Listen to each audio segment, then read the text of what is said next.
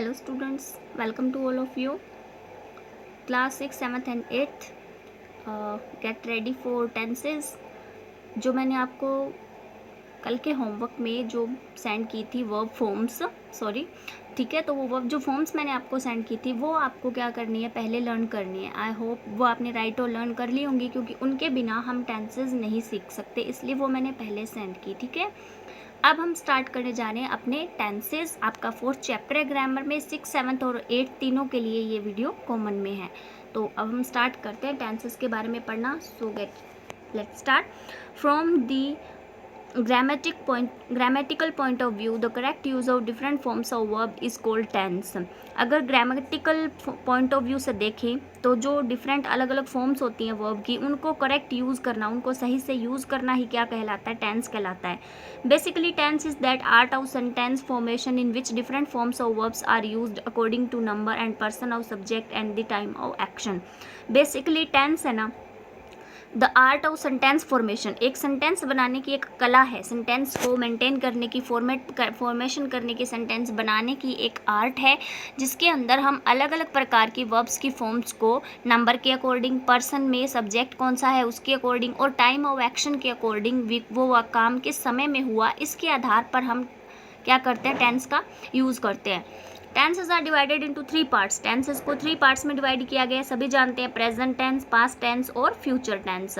Each of the above tenses has been divided into 4 parts. अब इन तीनों को अलग अलग 4 पार्ट्स में डिवाइड किया गया है. फर्स्ट है सिंपल और इनडेफिनिट टेंस. सेकंड है कंटिन्यूस और प्रोग्रेसिव या फिर इम्परफेक्ट टेंस भी बोला जाता है इसे. थर्ड होता है आपका परफेक्ट टेंस और फोर्थ होता है perfect continuous tense. In this way there are 3 is equal to 4 multiply 4 is equal to 12 tenses. ठीक है, 3 और 4 को मल्टीप्लाई किया तो 12 टेंसेज हो गए, यानी हमें 12 टाइप के टेंसेज यहाँ पे पढ़ने हैं. जैसा आप ये टेंस का ट्री देख पा रहे हो, जिसके अंदर आपने देखा प्रेजेंट, पास्ट और फ्यूचर 3 टेंसेज होते हैं, उनके हर एक के 4 पार्ट बताए यहाँ पे. तो 4 3 जा 12 यहाँ पे आपके टेंसेज के टाइप होते हैं. तो आज हम जो स्टार्ट करने जा रहे हैं सबसे पहले वो है हमारा टेंसेज एंड देयर यूजेस में हम फर्स्ट पॉइंट करेंगे द प्रेजेंट इंडेफिनिट टेंस, यानी कि जिसे हम नॉर्मल लैंग्वेज में सिंपल प्रेजेंट टेंस भी बोलते हैं.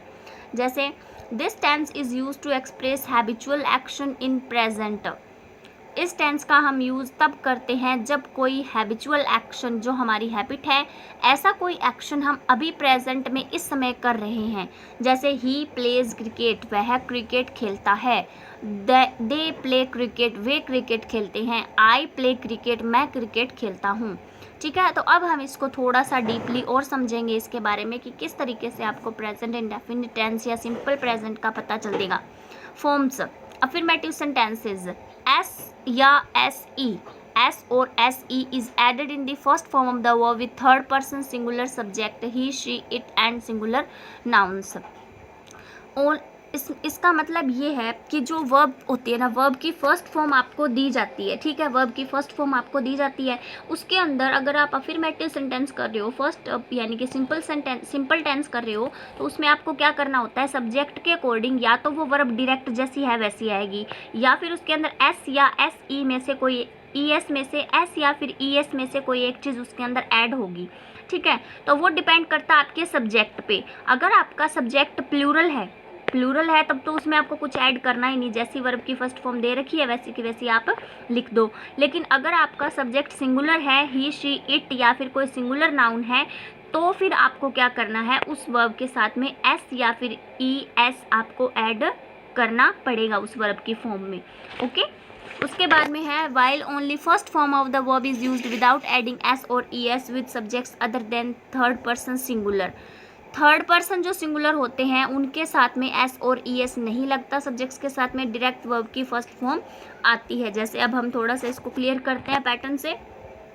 जैसे सब्जेक्ट थर्ड पर्सन सिंगुलर है तो वर्ब की फर्स्ट फॉर्म प्लस एस या ई एस प्लस आपकी यहाँ जो भी आगे दे रखा हो. जैसे शी आपका सी यहाँ पे बताया था, ही, शी, इट में सब्जेक्ट हो तो क्या आएगा, ये थर्ड पर्सन प्लूरल होगा. शी प्लेज, इसके हिसाब से देखते हैं वर्ब की फर्स्ट फॉर्म के साथ एस या ES, तो शी है और प्ले आपकी वर्ब है, तो यहाँ पे शी सिंगुलर था इसलिए इसके साथ में S या ES आपको ऐड करना पड़ता है। अब यहाँ पे हमने प्ले के साथ में ऐड किया S, तो यहाँ बन गया प्लेज, लेकिन ES ऐड क्यों नहीं किया ये हम समझेंगे नेक्स्ट आगे के रूल में, अभी बताएंगे थोड़ी देर में। जैसे फिर है सेकंड एग्जांपल, आप देख पा रहे हो, सब्जेक्ट थर्ड पर्सन प्लूरल हो और फिर अगर वर्ब की फर्स्ट फॉर्म आपको दे रखी हो तो आप क्या करोगे, जैसे दे राइट, दे थर्ड पर्सन है लेकिन प्लूरल है, तो यहाँ वर्ब जो दे रखी थी वही आ गई फर्स्ट फॉर्म, इसमें एस या ES ऐड नहीं हुआ। बॉयज़ प्ले, बॉयज़ यहाँ पे प्लूरल है, थर्ड पर्सन इसलिए प्लूरल है बॉयज़ यहाँ पे, इसलिए प्ले आया ना कि प्लेज, क्योंकि यहाँ पे एस या ES नहीं लगा। कहने का मतलब सिर्फ इतना सा है कि अगर आपके पास सब्जेक्ट आपका सिंगुलर है, ओके, अगर आपका सब्जेक्ट सिंगुलर है या फिर ही शी इट में से कुछ है, तो आपको उस वर्ब के साथ में एस या ES लगाना पड़ेगा, या तो एस लगेगा या ES लगेगा। और अगर आपका सब्जेक्ट ही शी इट के अलावा कोई है, जैसे दे आए, ये मतलब वी, ऐसा कुछ है, तो या फिर प्लूरल है कोई चीज़, एक से ज़्यादा है, तो फिर आपको उस वर्ब की फ़र्स्ट फॉर्म के साथ कुछ भी लगाने की ज़रूरत नहीं है, वर्ब की first form as it is वैसी की वैसी आ जाती है। ठीक है, अब हम इस नोट के थ्रू डिसाइड करेंगे कि कौन सी वर्ब में एस लगेगा और कौन सी वर्ब में ES लगेगा, ये कैसे पता लगेगा। Note, rules of adding S or ES. The first forms of the verbs ending with SH, CH, SS, X, Z and O take ES, otherwise S is added।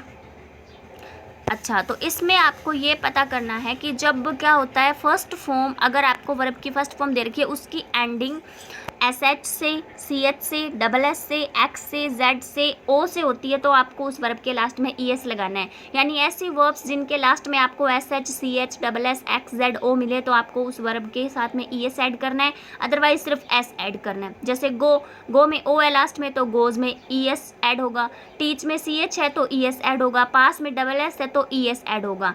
Okay, if verbs and with the consonant Y, अगर verb क्या हो रही है, and हो रही है with consonant plus Y के साथ में एंड हो रही है, तो फिर आपको रिप्लेस करना है Y को IES की जगह, जैसे वरी, ठीक है, तो Y रिमूव हो जाएगा, वरीज IES हो जाएगा, कैरी कैरीज। ठीक है, अब हम देखेंगे नेगेटिव सेंटेंसेस के बारे में कि क्या नेगेटिव सेंटेंसेस में भी यही वर्ब की फॉर्म यूज़ होती है या थोड़ा डिफरेंस आ जाता है। सो देखते हैं, if the subject is third person singular, अगर सब्जेक्ट सिंगुलर है, ही शी इट या कोई सिंगुलर नाउन है, तो आप हेल्पिंग वर्ब यूज़ करोगे डज और उसके साथ में लगा दोगे नोट। ठीक है, आफ्टर सब्जेक्ट, एंड S और ES are not added in the first form of the verb. उसके बाद क्या करना है, वर्ब की फॉर्म जो फर्स्ट फॉर्म दी होती है डायरेक्ट वही आ जाती है, उसके साथ में आपको S या ES ऐड अब नहीं करना। Okay, remember that. क्या है, अगर आपका सेंटेंस नेगेटिव है तो फिर आपको एक हेल्पिंग वर्ब ऐड करनी पड़ेगी। अगर आपका सब्जेक्ट ही सी इट या फिर कोई सिंगुलर नाउन है तो आप लगाओगे डज, प्लस में नॉट आ जाएगा और फिर वर्ब की फर्स्ट फॉर्म आ जाएगी डायरेक्ट जो दे रखी होती है। ठीक है, उसके साथ में ऐसे IES कुछ ऐड नहीं करना। विद अदर सब्जेक्ट्स, इनके अलावा अगर कोई प्लूरल या फिर कोई और सब्जेक्ट होता है तो फिर आपको डू हेल्पिंग वर्ब यूज़ करनी है और नोट लगेगा क्योंकि नेगेटिव सेंटेंस है। यहाँ भी वही कंडीशन रहेगी, वर्ब के साथ कुछ भी ऐसे IES नहीं लगेगा। वैसे भी प्लूरल सब्जेक्ट्स में वैसे भी ऐसे IES नहीं लगता और जब नेगेटिव होगा तो दोनों में ही नहीं लगेगा। बस ध्यान रखने वाली बात है कि हेल्पिंग वर्ब डू और डज यूज़ होती है, प्लूरल में डू और सिंगुलर में डज। ठीक है, अब हम पढ़ते हैं note. I is first person singular and therefore S या S और ES is not added and do is used in place of does। ठीक है, I वैसे तो फर्स्ट पर्सन सिंगुलर है लेकिन इसके साथ में ना तो S या ES ऐड होता है और इसके साथ में जब आपको डू या डज में से अगर हेल्पिंग वर्ब यूज़ करनी पड़े नेगेटिव सेंटेंस में तो I के साथ में डू यूज़ होता है। ओके, जैसे अब हम पैटर्न देखते हैं, सब्जेक्ट होगा आपके सेंटेंस में, आपको हेल्पिंग वर्ब डू या डज में से यूज़ करनी है आपके सब्जेक्ट के अकॉर्डिंग। अगर सब्जेक्ट सिंगुलर है तो डज आएगी, प्लूरल है तो डू आएगी। नोट आपको ऑलरेडी उसके अंदर नेगेटिव बनाने के लिए देना है और वर्ब की फर्स्ट फॉर्म आ जाती है डायरेक्ट जो कि आपको मिलती है। ओके, उसके अंदर ऐसे IES ऐड नहीं करना। अब है जैसे एग्जाम्पल देखते हैं, सरिता डज नॉट सिंग। सरिता आपका सब्जेक्ट है, सिंगुलर है इसलिए डज आया, नोट आया और सिंग का सिंग आया, उसके साथ में कुछ भी हेल्पिंग वर्ब ऐड नहीं हुई। सॉरी SCIS कुछ भी ऐड नहीं हुआ। उसके बाद है boys do not play, boys plural है इसलिए डू डज में से डू आ गया, थर्ड पे नोट आ गया और प्ले में SCIS कुछ भी ऐड नहीं हुआ, डायरेक्ट प्ले आ गया। ओके, आई या वी और यू और दे, इनमें से कोई भी सब्जेक्ट हो आपको क्या यूज़ करना है, डू यूज़ करना है। नोट आ गया, स्विम का स्विम रह गया।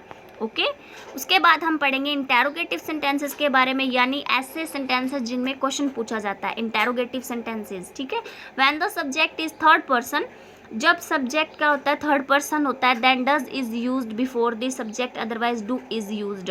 इंटेरोगेटिव में भी वही रहेगा, सिंगुलर थर्ड पर्सन तो डज और अदरवाइज डू, और एस और ES are not added in the verb, इसमें भी एस और ईएस ऐड नहीं होते। Question mark is put at the end of the sentence, बस इसमें एक बात ध्यान रखी जाती है कि लास्ट में क्वेश्चन मार्क ऐड होता है, और यहाँ पे मतलब स्टार्टिंग में जब सेंटेंस शुरू होता है तो डू या डज जो हेल्पिंग वर्ब होती है वो सबसे पहले आती है। ओके, जब भी हम क्वेश्चन पूछते हैं तो इंटेरोगेटिव सेंटेंसेस में हेल्पिंग वर्ब पहले आएगी, सब्जेक्ट आपका बाद में आएगा, बाकी रूल सेम रहते हैं। जैसे पैटर्न देखो, डू डज पहले, फिर सब्जेक्ट, फिर वर्ब की फर्स्ट फॉर्म, उसमें कुछ भी ऐड नहीं होगा, लास्ट में क्वेश्चन मार्क। जैसे सेंटेंस है does Sonal do her work, यहाँ पे डू डज में से डज आया क्योंकि सोनल सिंगुलर थी। जो आपकी यहाँ पे वर्ब है जो first form direct only verb first form में आई है, कुछ भी ऐड नहीं हुआ।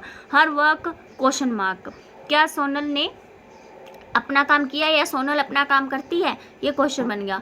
Do girls play in the sun, girls plural था इसलिए डू डज में से डू आया, प्ले का play in the sun, last में question mark. Do we respect our elders, do does में से डू क्योंकि वी प्लूरल है, रिस्पेक्ट का रिस्पेक्ट कुछ भी ऐसे IS नहीं लगा क्योंकि यहाँ प्लूरल सब्जेक्ट की बात हो रही है, और एल्डर्स आपका एडजेक्टिव सॉरी लास्ट ऑब्जेक्ट रहेगा और क्वेश्चन मार्क इसके अंदर ऐड हो जाएगा।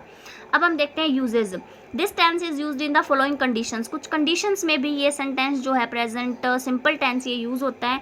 जैसे सबसे पहली कंडीशन है टू एक्सप्रेस इटर्नल ट्रूथ और यूनिवर्सल ट्रूथ, जो सार्वभौमिक सत्य होता है, जो बात ठुकराई नहीं जा सकती, उसे झूठा नहीं साबित किया जा सकता, ऐसी शब्द ऐसी सेंटेंसेस में, ऐसी बातों में हमेशा प्रेजेंट सिंपल टेंस होता है। जैसे first the sun rises in the east, सूरज हमेशा ईस्ट में ही उगता और हमेशा उगेगा। ठीक है, तो सन आपका सिंगुलर सब्जेक्ट था इसलिए राइज में एस ऐड हो गया, राइजेज और इन द ईस्ट आपका ऑब्जेक्ट रहा। उसके बाद में the earth moves around the sun, earth हमेशा सूरज के चारों ओर घूमती है, ये ऐसे ही होगा, यूनिवर्सल ट्रूथ है इसलिए द अर्थ आपका एक सिंगुलर सब्जेक्ट है इसलिए मूव वर्ब में एस ऐड हुआ और मूव्स। ओके, उसके बाद में है a thermometer measures temperature, thermometer temperature measure करता है, यहाँ थर्मामीटर सिंगुलर है, मेजर में एस ऐड हुआ, मेजर्स। ओके, फिर है to express recurring action and habitual action, जो हैबिचुअल एक्शंस होते हैं उनके लिए हम प्रेजेंट सिंपल टेंस यूज करते हैं। जैसे we hear with our ears, हम हमारे कानों से ही सुनते हैं, वी यहाँ पे प्लूरल था इसलिए हियर आया, इसके साथ SIS ऐड नहीं हुआ। द रोज स्मेल्स स्वीट, रोज़ की स्मेल हमेशा स्वीट होती है और ये बात एक हैबिचुअल एक्शन है उसका, रोज़ की स्मेल का, तो यहाँ पे स्मेल में एस ऐड हुआ क्योंकि रोज़ सिंगुलर है। उसके बाद में टू एक्सप्रेस हैबिट, किसी की आदत एक्सप्रेस करने के लिए, ही ऑफन कम्स लेट, वह अक्सर लेट आता है तो उसकी आदत है, तो यहाँ पे ही सिंगुलर है इसलिए कम में एस ऐड हुआ, comes. He always comes to school punctually, वो हमेशा नियमित रूप से स्कूल आता है, पंक्चुअली समय पे स्कूल आता है, तो यहाँ पे ही सिंगुलर इसलिए कम में एस ऐड हो गया, कम्स। ओके, उसके बाद में in simple present tense always often seldom sometimes rarely usually regularly etcetera are use to express this sense of habit and these are put before the main verb. ये कुछ words हैं जो simple present tense में express habit को express करने के लिए इस्तेमाल किए जाते हैं और ये हमेशा मेन वर्ब के पहले रखे जाते हैं। इनसे भी क्लियर हो जाता है कि ये प्रेजेंट सिंपल टेंस है और इनको देखकर भी हम प्रेजेंट सिंपल टेंस के अकॉर्डिंग वर्ब की फर्स्ट फॉर्म एस या ईएस हम ऐड कर सकते हैं। उसके बाद फोर्थ कंडीशन है to express an historical event in present context and form. किसी भी ऐतिहासिक घटना को अगर हम प्रेजेंट कॉन्टेक्स्ट में या फॉर्म में एक्सप्रेस करेंगे तो भी वहाँ पे प्रेजेंट सिंपल टेंस रहेगा। जैसे now the battle of Panipat begins, Panipat का जो युद्ध था वो पास्ट में हुआ था, लेकिन वैसे ही लड़ाई अगर अब हो रही है प्रेजेंट में तो हम उसका नाम देना चाहते हैं उसके, तो वहाँ पे now the battle of Panipat begins, यहाँ बिगिन वर्ब थी उसमें एस ऐड हो गया, बिगिंस। ठीक है, फिर है in conditional type first with if clause and time clause for showing future.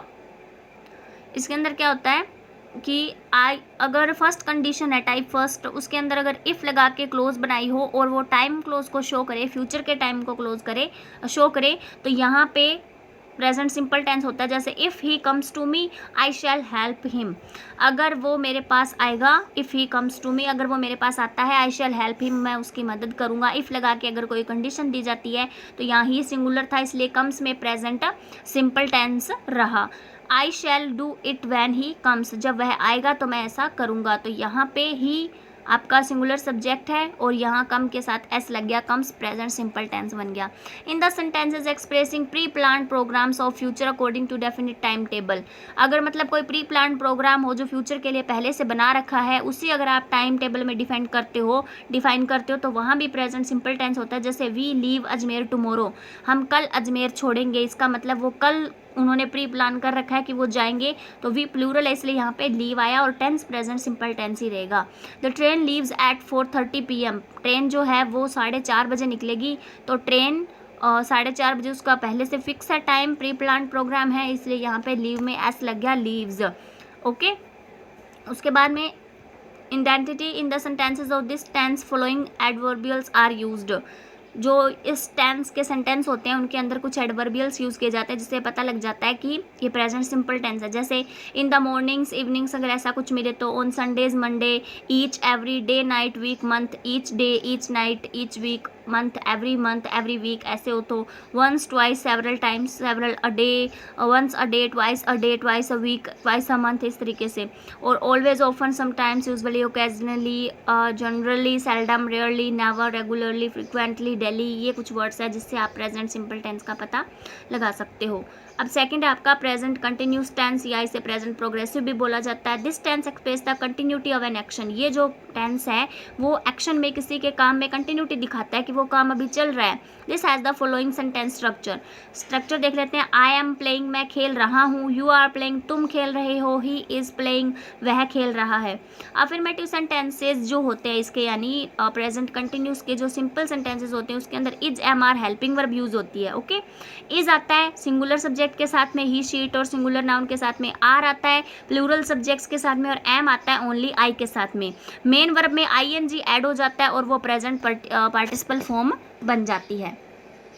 जैसे शी इज़ वॉचिंग टीवी, वह टीवी देख रही है। आई एम ईटिंग, मैं खा रहा हूँ। वी आर प्लेइंग, हम खेल रहे हैं। चिल्ड्रन आर वीपिंग, बच्चे रो रहे हैं। इसका पैटर्न होता है, सब्जेक्ट होता है, helping verb is am are होती है, वर्ब की फर्स्ट फॉर्म में आईएनजी ऐड करना पड़ता है। उसके बाद में नेगेटिव सेंटेंसेस में इसमें क्या होता है, not is added with is am are and ING form of main verb is used. बाकी सब सेम रहता है, इज एम आर सब्जेक्ट के अकॉर्डिंग रहते हैं, मेन वर्ब में आईएनजी रहता है, बस बीच में नोट ऐड हो जाता है। जैसे he is not reading a book, they are not going to market. Pattern subject is am are plus not plus verb में आईएनजी। इंटेरोगेटिव सेंटेंसेज में भी सभी चीज़ें वही रहती है, बस इज एम आर सेंटेंस के स्टार्टिंग में आ जाता है, सब्जेक्ट से पहले आ जाता है और लास्ट में क्वेश्चन मार्क ऐड हो जाता है। जैसे is the playing football, is he playing football, question mark. Are they making toys, question mark. इसमें इज एम आर पैटर्न रहता है, पहले is am are plus subject plus verb में आईएनजी प्लस क्वेश्चन मार्क। इसमें okay, is आता है singular subject के साथ में, एम आता है आई के साथ में, और आर आता है प्लूरल सब्जेक्ट के साथ में। Uses one to express action which are going on at the time of speaking, जिस समय हम बोल रहे हैं उसी समय वो एक्शन अगर हो रहा है तो हम इस टेंस का यूज करेंगे। जैसे आई एम राइटिंग लेटर्स, मैं लेटर्स लिख रहा हूँ। द चाइल्ड इज वीपिंग, बच्चा रो रहा है। To express the programmes of near future with time adverbials like tomorrow, next week et cetera. अगर किसी सेंटेंस में टुमारो, नेक्स्ट वीक मिलता है और आप कोई प्रोग्राम आपने फिक्स कर रखा है जो नियर फ्यूचर में होने वाला है, यानी या तो कल या फिर नेक्स्ट वीक में होने वाला है, तो वहाँ भी प्रेजेंट कंटिन्यूस टेंस होता है। जैसे Hari is coming here next week, Hari यहाँ अगले हफ्ते आ रहा है। The verb going to is use to express the beginning of action since near future. जो गोइंग टू वर्ब होती है वो अगर फ्यूचर में पास में ही कोई समय जल्दी ही कोई काम शुरू होने वाला है तो उसे एक्सप्रेस करती है। जैसे he is going to start a business, वो अभी एक बिजनेस स्टार्ट करने वाला है। आइडेंटिटी कैसे करेंगे, इसकी कुछ फॉलोइंग एडवर्बियल्स होते हैं जो हमें इस टेंस में मिलते हैं। जैसे now, still, today, tonight, these days, nowadays, at this time, at this moment, at present. ये वर्ड सेंस से हमें पता लग जाता है कि यहाँ प्रेजेंट कंटिन्यूस टेंस रहेगा। Verbs normally not used in ING form, जैसे कि following verbs are not normally used in continuous form. कुछ वर्ब्स ऐसी होती है जिन्हें आप कंटिन्यूस फॉर्म में यूज़ नहीं कर सकते। जैसे verbs of reception, she, see, hear, taste, feel, smell, notice, prefer, please, recall. Okay, तो आई सी अ पिक्चर, ये करेक्ट है। I am seeing a picture, ये इनकरेक्ट है। आई हियर अ सॉन्ग, ये करेक्ट है, I am hearing a song ये incorrect है। Okay, the use of ING with hear occurs in the sense of trial in a court. जब court के अंदर किसी की पेशी होती है ना, तो वहाँ पे हियर के साथ ING यूज होता है। हियरिंग बोला जाता है ना, आज उसकी हियरिंग, आज उसकी सुनवाई है। ओके, द जज is hearing the case, the जज इज हियरिंग द केस, आज इस केस की सुनवाई जज कर रहे हैं। उसके बाद में वर्ब शोइंग फीलिंग्स और स्टेट ऑफ माइंड, अगर कोई वर्ब ऐसी है जो फीलिंग एक्सप्रेस करती हो, माइंड की पोजीशन एक्सप्रेस करती हो, जैसे want, wish, desire, like, dislike, believe, care, hate, love, hope, imagine, refuse, forgive. Okay, तो ये इस तरीके से वर्ड्स होते, ये वर्ब्स होती हैं जो एक्सप्रेस करती हैं। जैसे शी बिलीव्स इन गॉड, ये करेक्ट है। She is believing in God, ये इनकरेक्ट है। आई हेट यू, ये करेक्ट है। आई एम हेटिंग यू, ये इनकरेक्ट रहेगा। वी विश यू सक्सेस, ये करेक्ट है। We are wishing you success, ये इनकरेक्ट है। जो वर्ब्स क्या करती हैं, पोजेशन शो करती है, वर्ब शोइंग पोजेशन, अधिकार बताए वो, जैसे possess, own, belong to, have, ये हो तो कैसे करेक्ट होंगी। He possesses a vast area of land, he is possessing a vast area of land, ये इनकरेक्ट है। I have a dozen of horses, ये करेक्ट है। I am having a dozen of horses, ये incorrect है। This horse belongs to me, ये horse मेरा है, ये करेक्ट है। This horse is belonging to me, ये इनकरेक्ट है। Verb denoting the process of thinking, अगर हमने सोचने की जो प्रोसेस होती है उसे अगर कोई वर्ब डिनोट करती है तो, जैसे know, feel, think, suppose, remember, forget, recollect, mind, recall, understand, mean, realise, agree, ये सब हो तो करेक्ट होगा। I remember how he lived there, ये करेक्ट है। और जो I am remembering how he lived there, ये इनकरेक्ट है। उसके बाद में ही thinks that you are an honest man, ये करेक्ट है। He is thinking that you are an honest man, ये इनकरेक्ट है। आई अंडरस्टैंड योर प्रॉब्लम, ये करेक्ट है। I am understanding your problem, ये इनकरेक्ट है। When ING is added in the verbs expressing the feelings, emotions and stimulus of our sense organs, their meaning gets changed completely। जैसे कि the doctor is seeing the patient, see मतलब to examine, it means the doctor is examining the patient। he is seeing me today, see मतलब to meet, it means he will meet me today। उसके बाद में the doctor is feeling the pulse of the patient, feel to count the pulse, it means the doctor is counting the pulse of the patient। यहाँ पे directly उन verbs का meaning change हो जाता है। अब जैसे rules of adding ING eight the end of the verbs, verb के एंड में ING ऐड करने के कुछ रूल्स होते हैं। जैसे rule number 1, if a verb ends with E is dropped while adding ING, अगर किसी वर्ब के एंड में ई है तो ING ऐड करने से पहले ई ड्रॉप कर दो, जैसे कमिंग में, राइटिंग में, टैकिंग में, लिविंग में, मूविंग में और राइजिंग में। When the verbs of single syllable and is single consonant and a single vowel before it, the last consonant gets doubled। ठीक है, अगर मतलब ये होता है ना, लास्ट में अगर सिंगल कोई क्या होता है, कॉन्सोनेंट होता है या फिर कोई सिंगल वोवल होता है, तो फिर उसको क्या करना पड़ता है, ING ऐड करने से पहले डबल करना पड़ता है। जैसे stopping, running, cutting, putting, sitting, getting. Y और double L is the end of the verb is not changed, अगर वर्ब के लास्ट में वाई रहता है या डबल L रहता है तो वो नॉट चेंज होता है, ING ऐड हो जाता है। फ्लाइंग, टेलिंग, प्लेइंग, किलिंग और ट्राइंग, सेलिंग में। IE at the end of the verbs get replaced by y, अगर किसी वर्ब के लास्ट में IE है तो ING लगाने से पहले वो वाई में बदल जाएगा।